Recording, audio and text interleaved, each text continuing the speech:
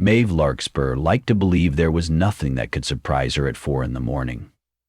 The dark hour smelled of damp stone, smoldering peat, and the sleepy sighs of ovens awakening. It was a comforting routine. Light the lamps, gather the flour sacks, feed the starter that had been handed down through 3 generations of Larkspurs, and then let the dough rise while the village of Willowford still dreamed. The starter was her inheritance, a pale bowl of bubbling life she called Mother. No one knew exactly how old Mother was. Maeve's grandmother once claimed the first ladleful had crossed the ocean in a mason jar tucked beside pickled beets and tins of biscuits. Whether or not that was true, the starter smelled of stories yeasty and faintly tangy, like the anticipation of something wonderful, forgotten, and suddenly remembered. On the morning after old Mr. Clary's funeral, Maeve lifted the muslin cloth and froze. The smooth surface of the starter had blistered into a bulbous protrusion. In its soft dome she saw 2 dimples like eye sockets and a rounded ridge like a nose. When a bubble burst, the wet dough stretched into a grimacing mouth. For a heartbeat it was only pareidolia shapes in clouds, faces in trees. Then the mouth twisted exactly the way Mr. Clary had when he'd tried to smile behind the library counter. Maeve backed away, the wooden spoon slipping from her fingers. It was impossible. Sourdough did not grow faces, much less the faces of recently buried librarians. She told herself so while she kneaded. She repeated it as she shaped loaves and slid them into the oven. By sunrise, when the first villagers filed in for their daily crusts and buns, the thought had retreated to the cellar of her mind, shelved beside half-remembered nightmares. Yet that night Maeve dreamed of Mr. Clary's face melting back into dough, his spectacles sinking like stones. She woke cold and sweating, the smell of uncooked flour in her nose. 2 days later, Willowford buried Widow Penrose, who had collapsed in her rose garden. Maeve liked the widow, a brusque woman who bought ginger scones and tipped in saplings for the bakery's window boxes. That night, Maeve lifted the cloth and found 2 faces. The other was Mr. Clary's, cloudier now, dissolving. Beside it ballooned Widow Penrose's unmistakable countenance, the stern brow, the pursed lips, the sharp chin. Maeve slammed the bowl onto the table. Fermentation splashed onto her apron. She should have thrown the whole thing out then, but the idea struck her with a different terror. Mother was the foundation of every loaf she sold. Without it, the bakery would be as hollow as stale bread. Instead, she cut off half, mixed fresh flour and water, and muttered, "You just need more to eat, old girl." Mother only gurgled. In the days that followed, Maeve kept watch. Faces surfaced rare, fleeting, sometimes little more than a nose or the curve of a closed eye. They never belonged to the living. If she hurried outside after each discovery, she would find the church bell tolling, or neighbors whispering news over fences. Old Mr. Durney had toppled from the hayloft.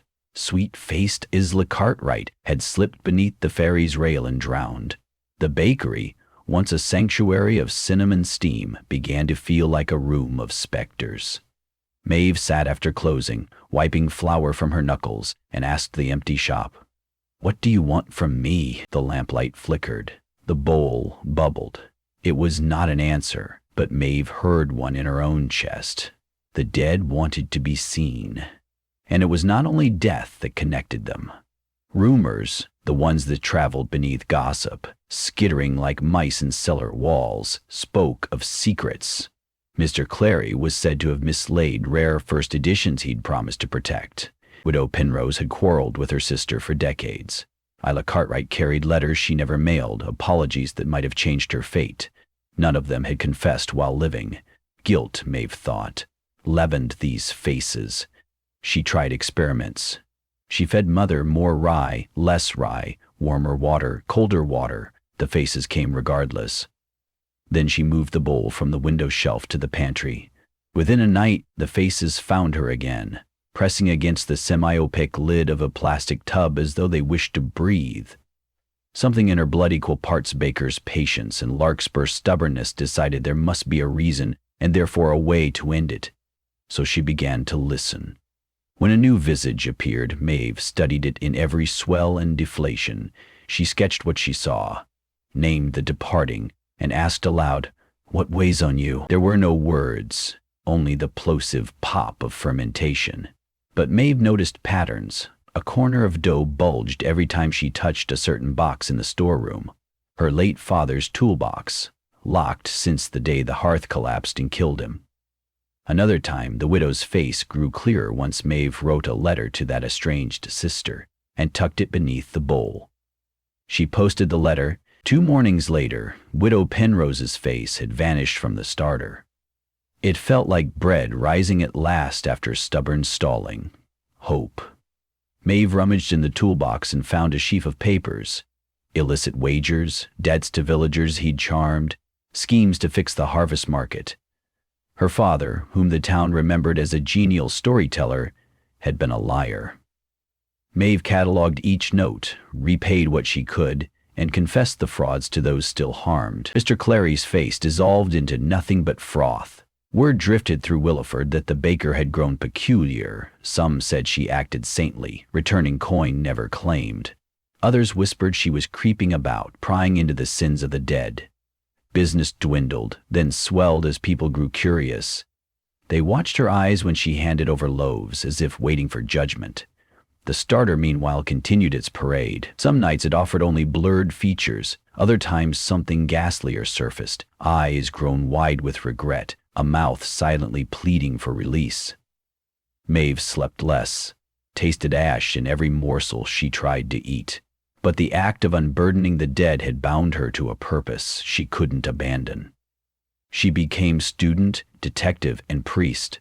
One face bothered her more than the rest. It was a young man's, delicate and freckled. She recognized him at once. Tobias Finch, Williford's blacksmith's son, who'd enlisted in the army at 17 and returned 3 years later with medals and nightmares. He had taken his own life the previous spring. The village spoke of sorrow. Maeve remembered rumors that he had refused a final letter from someone he loved, burning it unopened. When Tobias rose in the starter, Maeve waited, breath shallow, expecting the dough to spell its need. But days passed and he remained, expression unreadable. She sought the blacksmith. The forge's heat slapped her like midsummer. Mr. Finch stood amid anvils, his face soot-streaked. "He blames me," he said abruptly before she could speak. "I'd seen him write the letter. Took it from his desk thinking it was a suicide note. When I read the first line, I burned it. Thought I could stop whatever sadness knotted him." He leaned on the anvil, eyes like dying coals. "After I found out, it wasn't a goodbye. It was for someone named Rowan, asking forgiveness. I never told anyone." Maeve returned to the bakery with that name echoing. She spread parish records across the counter and traced every Rowan who had passed through Williford. She wrote letters, knocked on doors. At last she learned of Rowan Greer, a nurse posted in a town 50 miles away. Rowan arrived on the afternoon coach, trembling. Over tea in the bakery, the nurse unfolded the story. Childhood friends turned lovers, Tobias's refusal to burden Rowan with war's horrors, the final estrangement. Rowan had begged for one more meeting. Tobias never replied. Maeve brought Rowan to the cellar where Mother lived. Tobias's face surfaced, soft in the lamplight. Rowan wept, words spilling, the forgiveness Tobias had asked for, granted now. The dough churned, bubbles bursting like sighs. An hour later, the freckled face was gone. Rowan left Williford lighter than they'd come. Maeve, too, felt lighter, until she realized the starter was no calmer. It gurgled fiercely, as though each spirit freed left more hunger behind. There came a Sunday of sleet and slate-colored sky. Maeve dozed by the hearth, starter beside her because she no longer trusted it alone. A loud pop cracked the silence. She jerked awake to find the starter ballooning uncontrollably, foam overflow dribbling. In the center of the swelling mass a face loomed, familiar and terrifying. Her own. Maeve's knees buckled. She steadied herself on the table, heart cannoning. She had secrets, of course, small jealousies, broken promises, but nothing, she believed, grave enough for such judgment. She leaned closer. The dough mirrored her features, but not her expression. Its mouth curled in disgust. The face shaped a single syllable as a bubble burst. Why? Maeve clapped the lid on, shoved the bowl away, and fled outside, where sleet stung her cheeks raw. A baker believed in measurements, not omens. Yet here was an omen with her own face, and the question of why bored into her chest like a worm. She rifled her memories looking for rot. There was the afternoon she'd refused to lend coins to Isla's mother because the till was low, the time she let a petty rumor about Widow Penrose travel uncorrected. Something deeper? She pictured her father teaching her to fold dough. She'd adored him, even as she sensed a hollowness behind his jokes. When the hearth collapsed, she had been the one who insisted on repairing the flue themselves, despite her father's protests that he needed rest. A faulty beam had split. Embers rained. He'd shielded her and died in the collapse. Was it my fault? She whispered to the damp night. The sleet answered only with hisses. Maeve returned, lifted the lid. Her face still lingered, eyes pleading. She set the bowl on the floor and rocked beside it like a penitent. If guilt was bread for this strange mother, confession might be the oven's heat that finished the loaf. Maeve drafted a letter to her dead father, admitting the recklessness of her push to fix the flue that day, the selfish hurry that cost him breath. She listed every corner where regret had molded. Then she read the letter aloud to the bubbling dough. At first nothing changed. Then the face began to sag, features slipping as if softened by tears. Maeve waited until dawn. When she stirred the starter, it was again formless, alive but anonymous. She could have ended it there, destroy the starter, begin anew, carry on. But she understood now. Mother was never merely dough. She was a ledger of the village's unspoken burdens. To discard her was to let those burdens fester elsewhere. Maeve would keep listening, not because she wished to, but because she was the one who had heard. So she hung a small sign in the bakery window. Tell me what keeps you from sleeping. At first people mocked it. Then, one by one, they stepped over the threshold. The postman confessed he had steamed open letters during wartime to spy on fortunes. The mayor admitted he'd bribed a surveyor to move a boundary stone. A young mother whispered that the child in her pram was not her husband's. Maeve heard them all. She offered no judgment, only questions. Whom did they owe? What might set them free? She wrote names, addresses, plans, and at night she descended to the cellar, feeding Mother, noting which faces appeared and which at last dissolved. Months rolled like dough beneath a pin. Willowford changed. The church held more reconciliations than funerals. Unclaimed monies found rightful pockets, old lovers returned, bitter siblings shared soup in the square. People began to greet Maeve not with suspicion but relief, as though the scent of her bread already tasted of a lighter conscience. One evening, Rowan Greer returned, carrying an infant swaddled in patchwork cloth. "Meet Tobias, Rowan," they said shyly. Maeve's throat thickened. They dined on sourdough, sliced, still warm. Steam ribboning like halos, Mother rested in her bowl, serene. But miracles are precarious. On Midsummer's Eve, a stranger came. Tall, gray-bearded, eyes like door latches left unfastened. He requested a loaf and asked Maeve to join him outside. The street was hushed, sunset molten on cobblestones. "I hear you keep the souls of the dead in a bowl," he said. Maeve bristled. "I keep only sourdough." He smiled sadly. "I buried my wife last month in the next shire. She cheated on me, and I cursed her as she lay dying. Now I cannot sleep. I need her forgiven, but I shall not speak the words."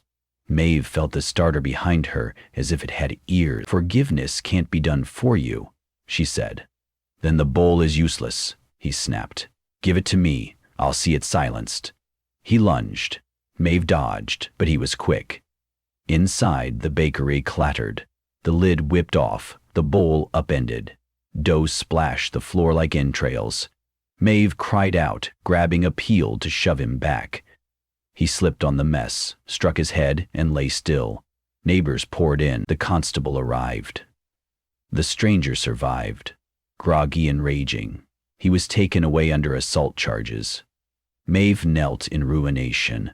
Mother oozed across tile, collecting dust and grit. Faces surfaced and surrendered, indistinct. This might be the end, she thought. Perhaps should be. Yet as she scooped dough into a fresh bowl, tears salted the mixture, and she felt a stirring not of dread but devotion. Life, she knew, stubbornly ferments. Under moonlight she cleaned. She fed the starter with flour milled from the season's first wheat. The dough breathed against the bowl's sides like a sleeping infant. No faces, nothing but possibility.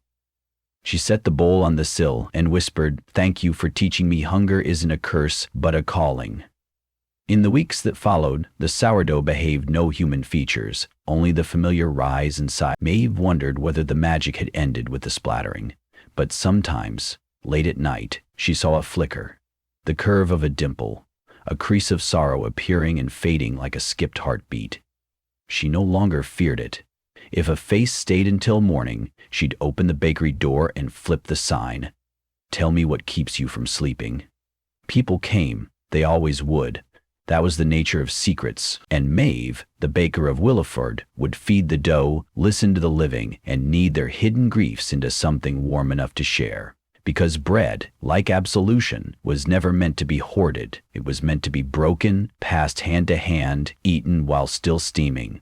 Proof that care could rise from the simplest mixture of water, flour, and a little leaven of truth.